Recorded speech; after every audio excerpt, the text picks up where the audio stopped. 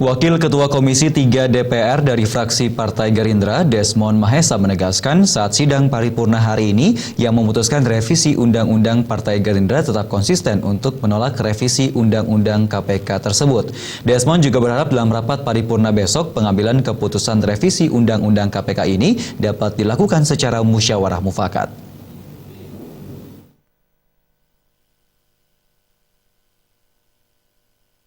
Jelang pengambilan keputusan revisi Undang-Undang KPK yang akan dilaksanakan Kamis, 18 Februari 2016 melalui rapat paripurna DPR, fraksi Partai Gerindra menyatakan tetap konsisten menolak revisi Undang-Undang Nomor 30 Tahun 2002 tentang Komisi Pemberantasan Korupsi KPK.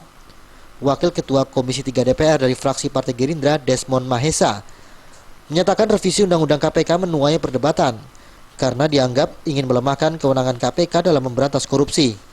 Desmond khawatir fraksi Gerindra akan menjadi partai satu-satunya yang menolak revisi Undang-Undang Nomor 30 Tahun 2002 tentang KPK pada rapat paripurna DPR.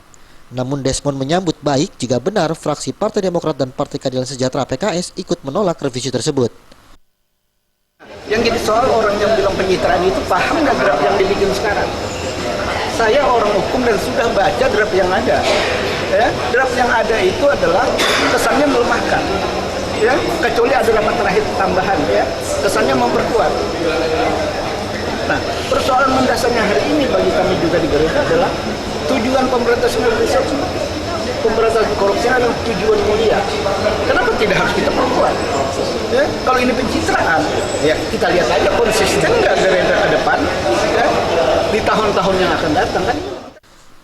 Sementara itu, anggota Komisi 3 DPR fraksi PDI Perjuangan, Risa Mariska, menyatakan PDI Perjuangan tetap konsisten mendukung revisi Undang-Undang KPK.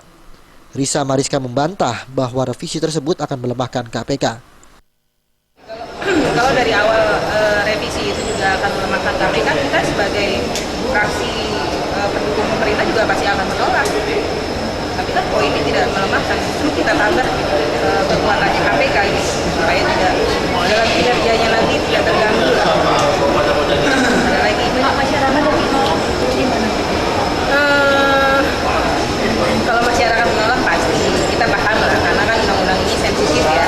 Tapi harus dipahami spiritnya bukan melemahkan atau menguatkan KPK. Toh dari draft yang kita usulkan tidak ada satupun kewenangan KPK yang kita cabut. Dari Jakarta, Widi Prabowo dan Wayan Agus melaporkan.